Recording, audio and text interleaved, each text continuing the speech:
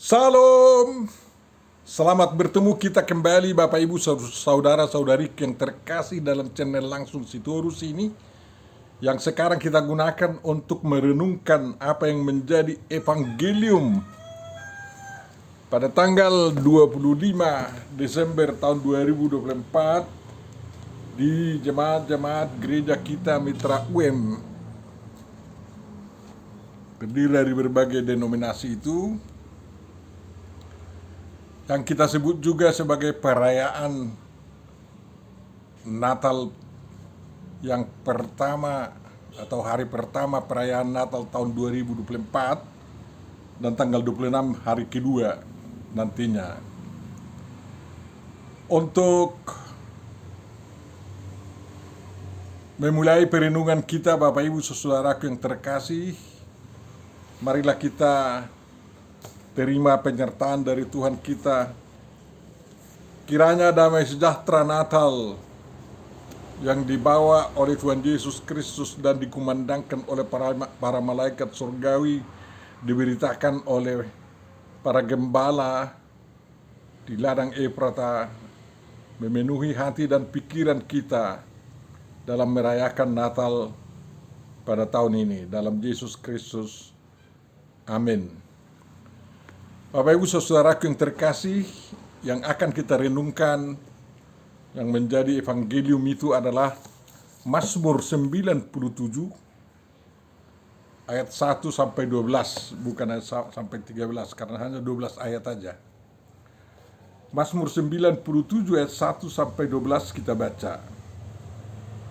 Judulnya Tuhan adalah Raja. Tuhan adalah Raja, biarlah bumi bersorak-sorak, biarlah banyak pulau bersukacita. Awan dan kekelaman ada sekeliling Dia. Keadilan dan hukum adalah tumpuan tahtanya. Api menjalar di hadapannya dan menghanguskan para lawannya sekeliling. Kilat-kilat atau kilat-kilatnya menerangi dunia. Bumi melihatnya dan gemetar. Gunung-gunung luluh seperti lilin di hadapan Tuhan. Di hadapan Tuhan seluruh bumi. Langit memberitakan keadilannya dan segala bangsa melihat kemuliaannya. Semua orang yang beribadah kepada patung akan mendapat malu. Orang yang memegahkan diri karena berhala-berhala, segala Allah sujud menyembah kepadanya. Sion mendengarnya dan bersukacita, putri-putri Yehuda bersorak-sorak, oleh karena penghukuman-Mu, ya Tuhan. Sebab Engkaulah, ya Tuhan, yang maha tinggi di atas seluruh bumi. Engkau sangat dimuliakan di atas segala Allah. Hai orang-orang yang mengasihi Tuhan, bencilah kejahatan. Dia yang memelihara nyawa orang-orang yang dikasihinya akan melepaskan mereka dari tangan orang-orang fasik. Terang sudah terbit bagi orang benar, dan sukacita bagi orang-orang yang tulus hati. Bersukacitalah karena Tuhan, hai orang-orang benar, dan nyanyikanlah syukur bagi namanya yang kudus. Demikian firman yang akan kita renungkan, saudara-saudari, Bapak Ibu yang terkasih dalam Kristus.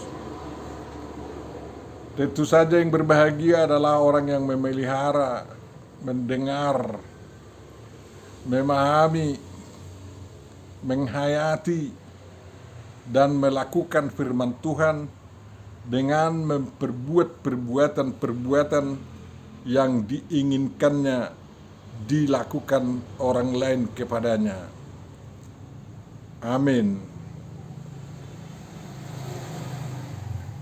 Tema yang diusulkan di almanak kita dalam perenungan ini mengatakan menyembah Yesus, Anak Allah. Saudara-saudariku yang terkasih dalam Kristus, Mazmur terdiri dari 150 ayat, 50 pasal dalam Alkitab Ibrani kita. Dalam Septuaginta ada 151 pasal. Dan itu dibagi menjadi 5 jilid. Kira-kira mengikuti penjilitan daripada kitab Torah lah itu. Ada Kejadian, Keluaran, Imamat, Bilangan, Ulangan, dan Mazmur atau Zabur.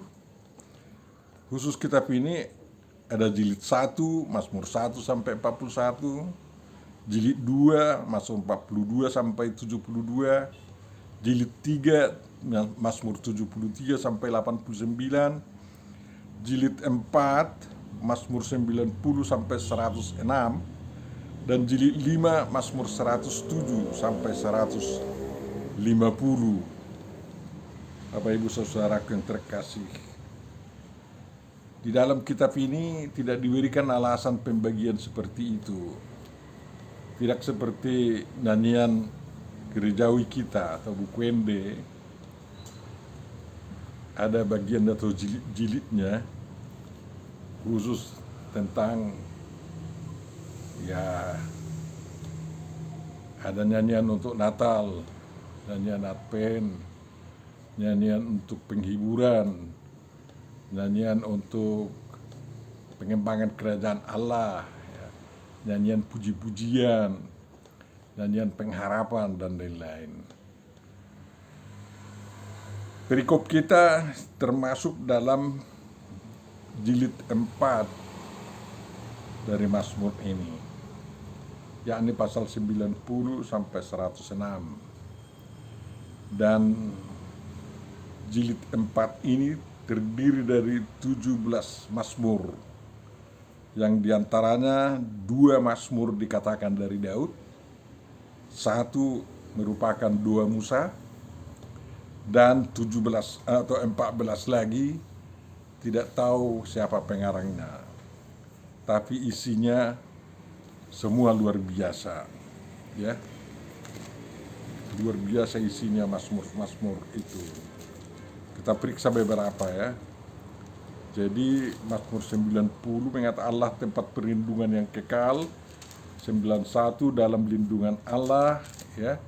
92 Tuhan Hakim yang adil, 93 Tuhan Raja yang kekal, dan 94 Allah Pembela keadilan, 95 hormatilah Tuhan dan taatilah Dia, 96 Allah Tuhan dan Hakim seluruh dunia, 97 Tuhan adalah Raja, 98 saat penyelamatan sudah dekat, 99 Tuhan Raja yang kudus, 100 pujilah Allah dalam baitnya, Mazmur 101 seorang raja bernasar, dan Mazmur 102 doa minta tolong dan doa untuk Sion, 103 pujilah Tuhan hai jiwaku, 104 kebesaran Tuhan dalam segala ciptaannya, 105 puji-pujian atas segala perbuatan Allah di masa lampau, dan 106 kasih setia Allah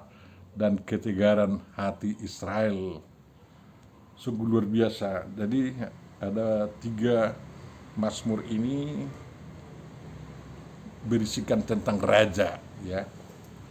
Jadi raja yang adil, raja secara umum, ya, atau yang paling tinggi dari segala raja, dan ada raja yang kudus, ya.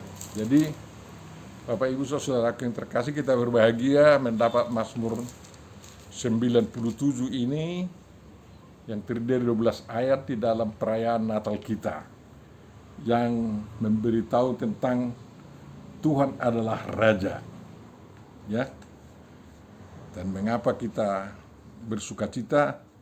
Karena dengan adanya Raja yang satu ini kita sangat berbahagia, kita bisa bersorak-sorak, ya, bergembira. Karena apa? Kekuasaannya sangat luar biasa. Dulu di negeri Israel sekitarnya, ya, banyak sekali dewa-dewi atau ilah-ilah atau Allah-Allah yang disimpulkan dengan nama kumpulan. Untuk semua dewa itu adalah Elohim. Tetapi hanya satu Elohim yang bernama Jehovah, Yahweh, ya, yang artinya dia ada, sekarang ada, kemarin ada, besok pun ada, sampai selama-lamanya ada. Dan arti nama itu yang kedua adalah dia membuat ada. Makanya dia pencipta. Kalau bentuk intensitnya itu dia membuat ada. Dan apa yang ada di bumi ini adalah ciptaannya.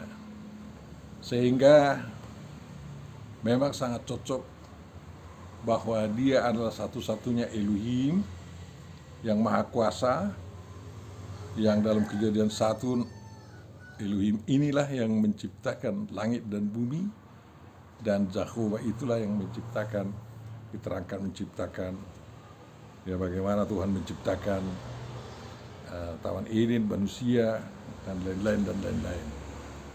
Sehingga Jehovah Elohim itu adalah satu dewa yang maha dalam segala hal dan di atas segala Allah. Ya.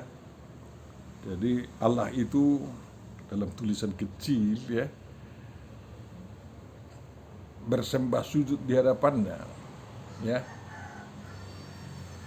Kita tidak tahu entah Allah itu ciptaannya, tapi itu sering semuanya berupa buatan manusia saja yang dijadikan manusia sebagai sembahan-sembahannya.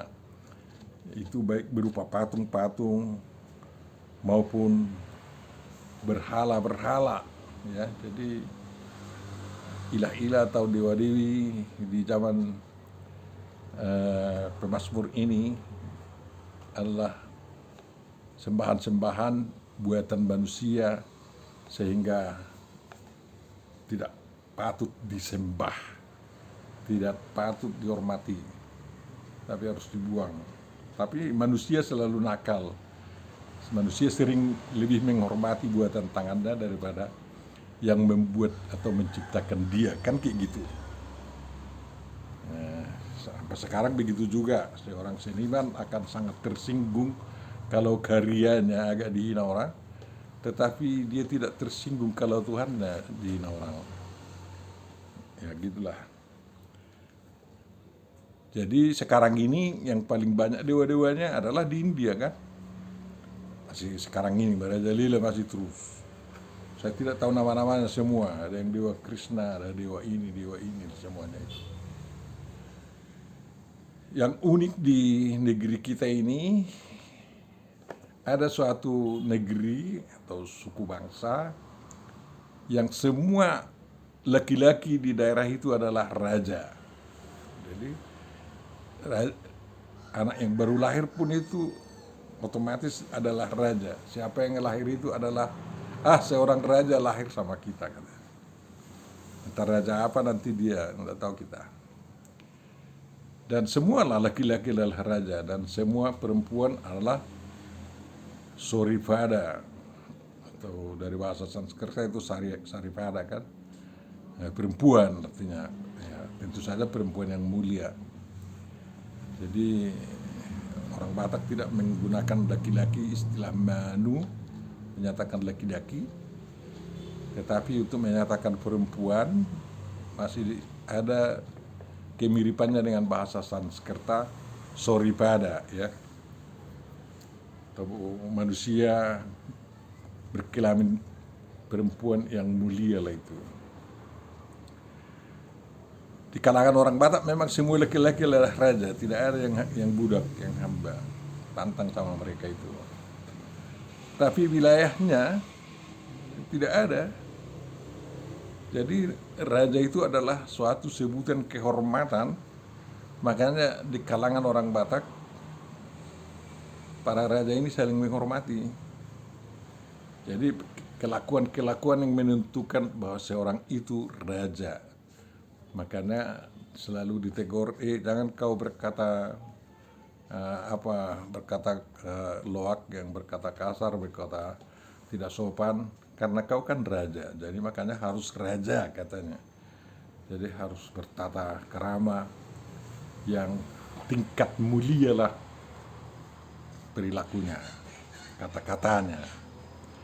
Kalau daerah kekuasaannya mungkin adalah di keluarganya masing-masing, ya kan. Bagaimana seorang bayi berkuasa atas dirinya lah, bayi berkuasa walaupun dia raja kan. Jadi memang ada raja yang menjadi pahlawan nasional, itu adalah salah satu primus inter pares di kalangan orang Batak yang berjuang untuk kemerdekaan Indonesia, maka menjadi pahlawan nasional. Satu lagi mau diusulkan pahlawan nasional, yaitu Tuan Manulang, tapi belum diangkat oleh Jokowi. Mudah-mudahan si Prabowo menetapkan dia menjadi pahlawan nasional dari kalangan orang Kristen di tanah Batak itu. Kalau yang sudah pahlawan nasional itu memang bukan Kristen, tapi beragama suku. Bapak Ibu saudaraku yang terkasih, para raja sekarang ini di tanah Batak tunduk kepada Raja Agung yang kelahirannya dirayakan pada tanggal 25 Desember, yakni Raja Nabi Imam Mesias Yesus dari Nazaret. Mengapa demikian? Karena dengan berraja kepada raja yang lahir di Bethlehem itu, semua raja-raja di kalangan orang Batak sangat terangkat harkat dan martabatnya, ya. Karena dalam konteks kerajaan Yesus Kristus lah mereka semua menjadi raja.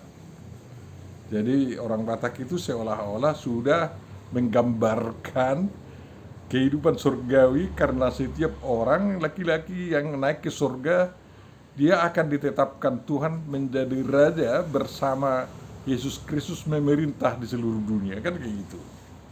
Hebat itu. Jadi orang-orang siapapun yang datang dari tanah Batak diharapkan harus bersikap raja, tidak bersikap budak, tidak bersikap hatuban, dan tidak bersikap atau berperilaku preman, orang begal dan yang berperilaku kejahatan dan lain-lain. Harus raja dan tidak boleh ada kelaliman. Jadi sama derajat semua orang Batak itu.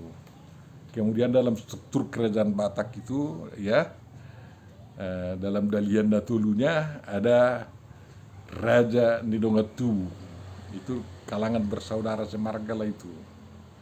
Raja Nihula-hula, yakni kalangan besan dari keluarga lah itu, bagian paman itu. Jadi ada Raja Niwuru, ya, itulah yang keluarga yang mempersunting putri daripada keluarga itu.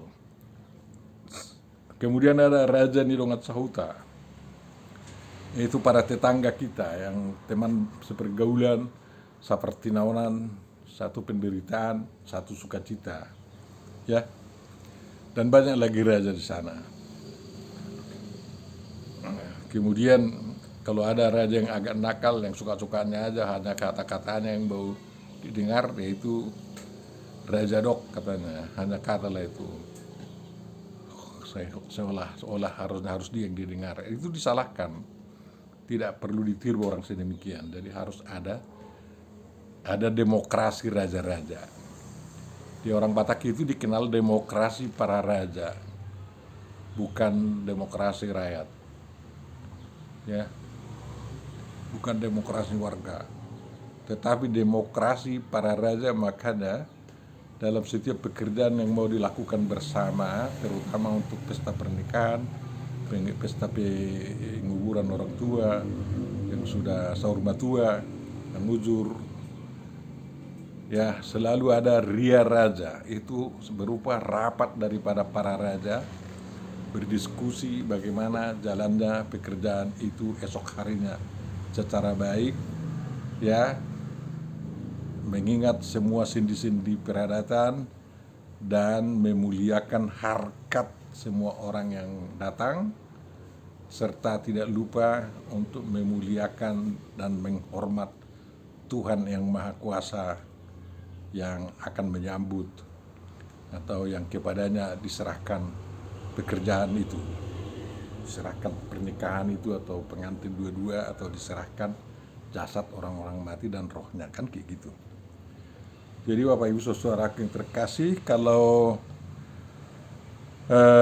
pada perayaan Natal 25 Desember tahun 2024 itu diberitakan bahwa Tuhan adalah Raja, diharapkan semua orang Batak sangat bersuka cita, ya, sangat bersuka cita karena mereka mendapat raja yang lebih tinggi daripada mereka semua, dan diharapkan mereka tunduk kepada raja yang satu ini. Dan memang orang Batak itu mayoritas Kristen sekarang, dan tentu saja itu semakin nampak, semakin nyata bahwa raja yang satu ini yang lahir di Bethlehem adalah raja yang harus dipatuhi, karena raja yang lahir di Bethlehem itu sekarang bukan lagi di Yerusalem atau di Bethlehem atau di Eropa, tetapi dia memerintah di tanah Batak, ya. Dia sering datang di tanah Batak, dan sekarang patungnya atau patungnya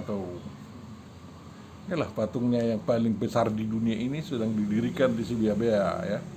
Tetapi bukan untuk disembah, namun ada harapan bahwa Raja Agung ini yang namanya dimuliakan melalui pendirian patung itu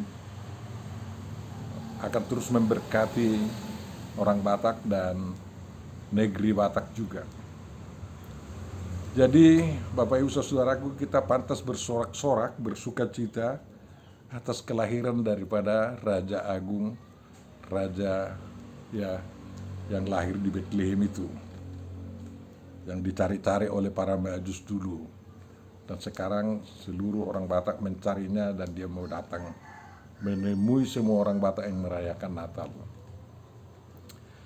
Mengapa kita begitu kagum dan begitu harus tunduk kepada Raja yang satu ini? Pemazmur mengatakan bahwa memang awan dan kekelaman ada sekelilingnya. Awan itu adalah kesejukan, kekelaman seolah-olah keremang-remangan. Memang juga dunia yang kelam di bawah kuasa Tuhan. Makanya setiap orang percaya tidak takut lewat dari jalan yang penuh kekelaman seperti di Mazmur 23, kan. Tuhan berkuasa di sana. Kelam itu tidak sangat gelap, bukan. Seakan kegelapan diusir oleh terang Tuhan juga. Dan kalau kita bersama Tuhan memang semuanya sejuk, lembut, ya, dan tidak ada yang ditakutkan. Yang berikutnya adalah bahwa tumpuan tahta daripada raja yang baru lahir ini adalah keadilan dan hukum. Makanya kita sangat berbahagia dan kita katakan bahwa Tuhan campur tangan dalam kehidupan bangsa Indonesia, karena yang tempat kita sekarang berada, negara kita adalah Rechtsstaat, negara atau negeri berdasar hukum, ya. Dan tentu saja di dalam Rechtsstaat atau negara hukum itu keadilan harus ditegakkan. Jangan hukum tegak ke bawah, miring ke atas, jangan kayak gitu. Jadi keadilan Tuhan yang berlaku, yang diejawantahkan atau dinyatakan dalam undang-undang dan peraturan-peraturan semua di negeri ini. Termasuk hukum adat kita adalah tumpuan tahta Tuhan.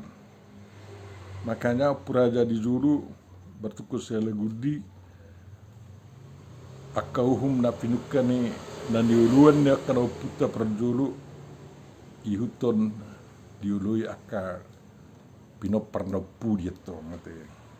Jadi raja orang Batak itu berjalan di depan dengan tongkat Selegudi, bukan tongkat panaduan, ya.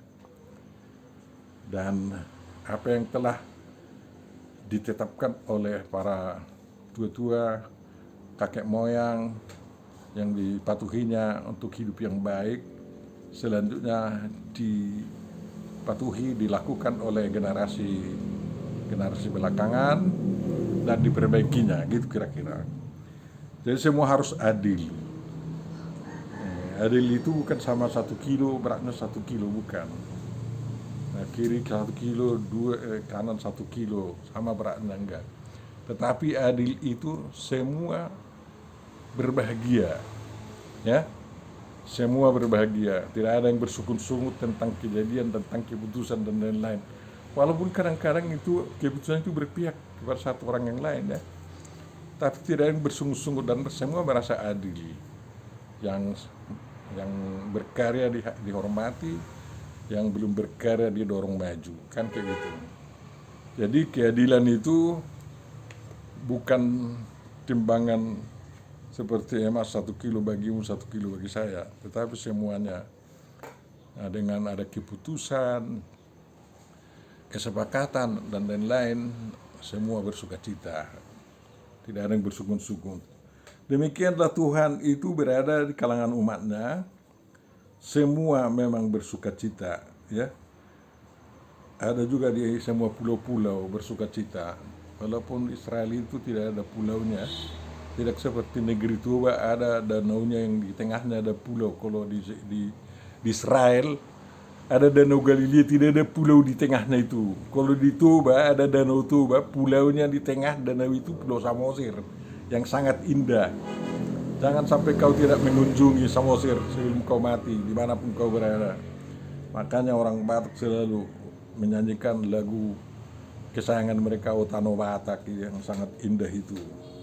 Dan lihatlah, ya, Tuhan itu datang dengan awan juga sekaligus api, seperti di padang gurun, ya.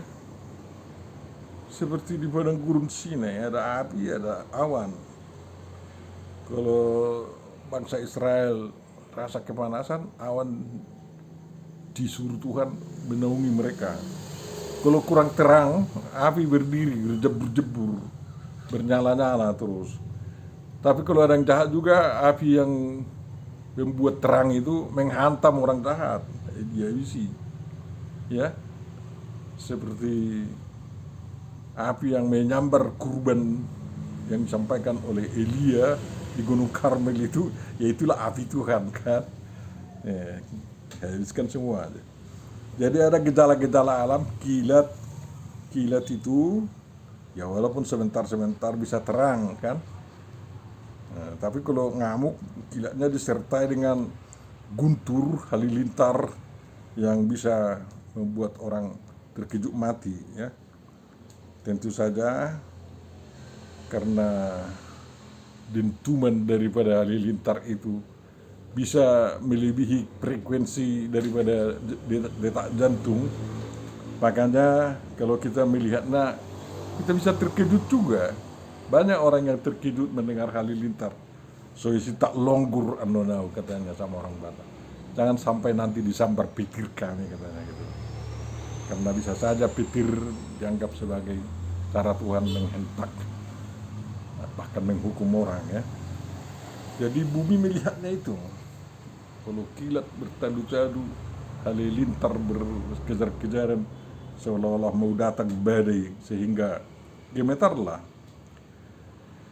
Ya, 750.000 tahun yang lalu Danau Toba atau Gunung Toba meletus. Orang Batak sekarang belum ada. Tapi itu gunung itu yang terbesar, abunya sampai ke Eropa, bahkan mengubah iklim di seluruh dunia, kan kayak gitu.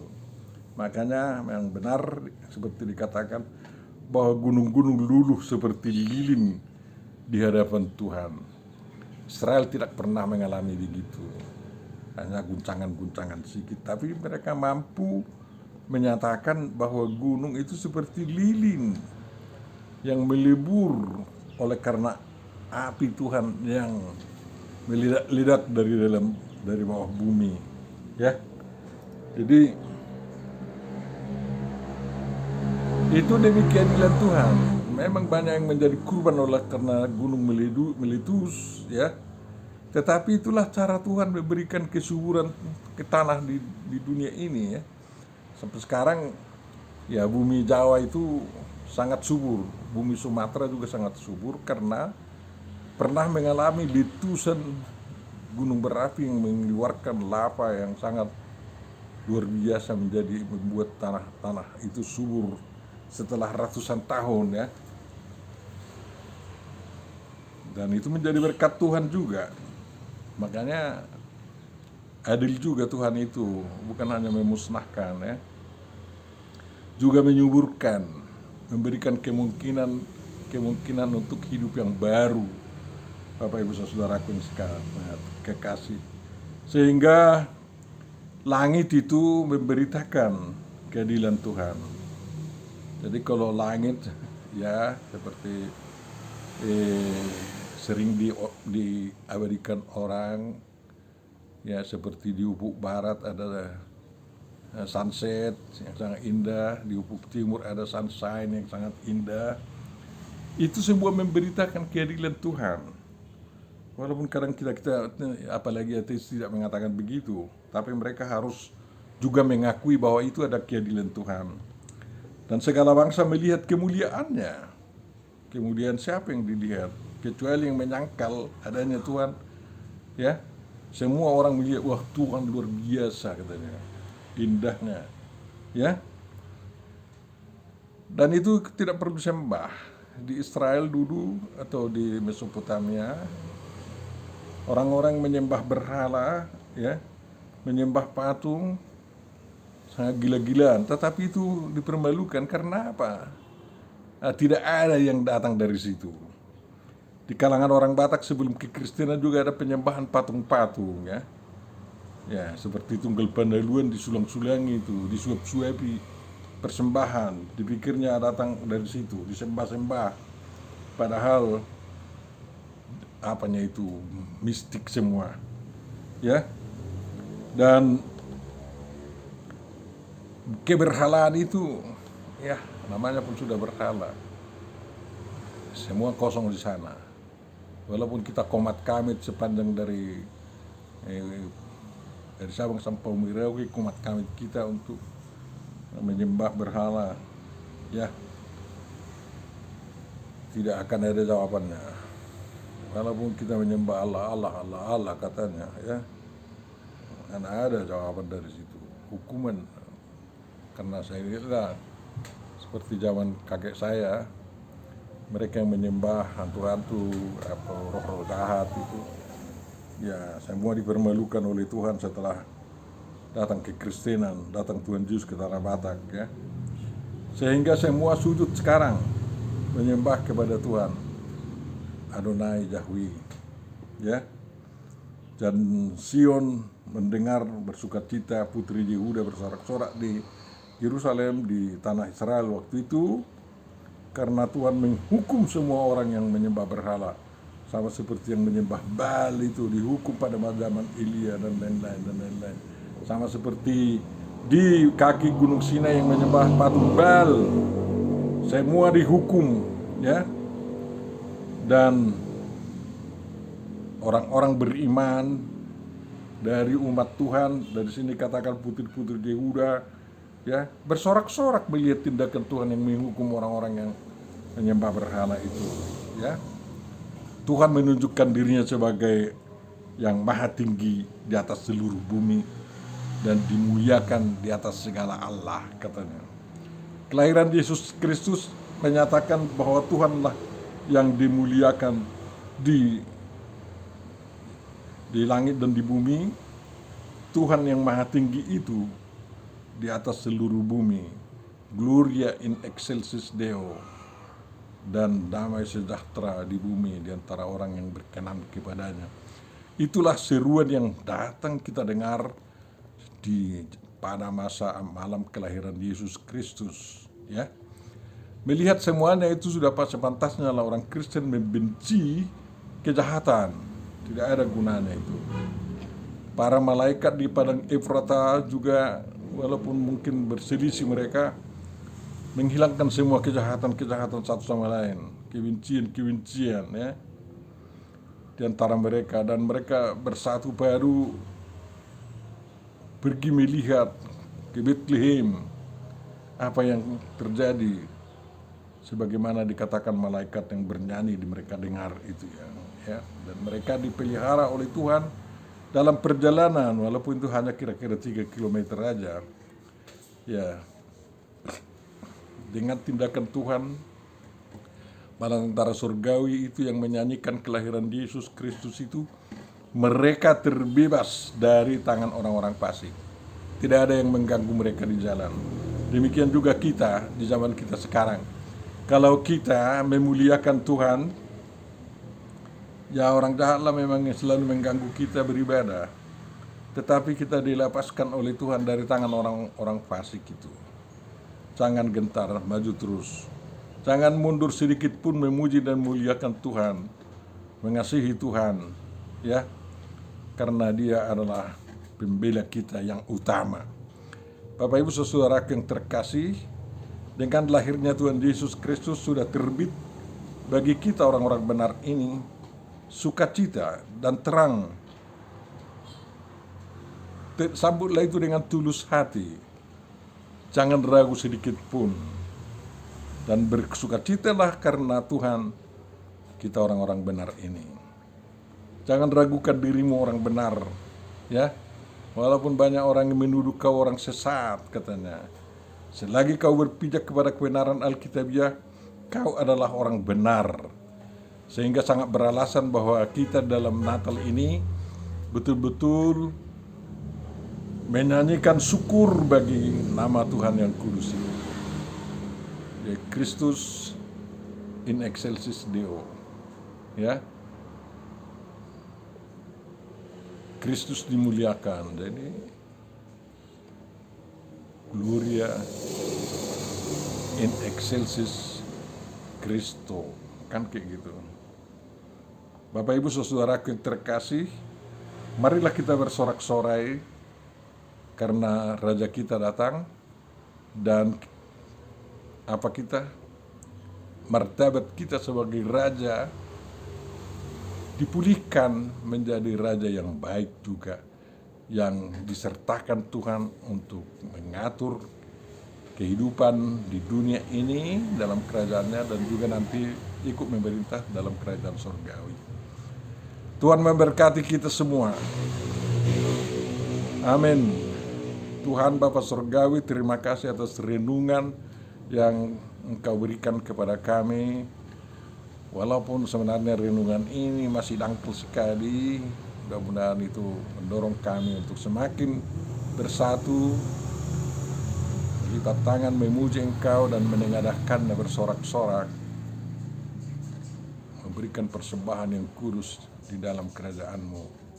Tuhan Bapa Surgawi, kiranya semua orang Kristen di dunia ini, terutama di Indonesia, di segala pulau-pulau yang ada 1.700 pulau di Indonesia ini, semua penghuninya bersuka cita oleh karena datangnya Raja Agung, Raja yang maha lembut, yang maha benar dan maha adil itu, yang sangat mengasihi seluruh umat manusia dan akan mengerjakan keselamatan, menganugerahkan keselamatan kepada setiap orang yang merindukan hidup yang baik di dunia ini. Selamatkan bangsa kami Tuhan, dan kiranya bangsa kami dapat semakin maju, kami sejahtera, semakin makmur, jauh dari perpecahan-perpecahan, tetapi semua bertekad untuk menyatukan diri, membangun bangsa kami sesuai kehendak-Mu. Dalam Yesus Kristus sempurnakan doa kami. Amin.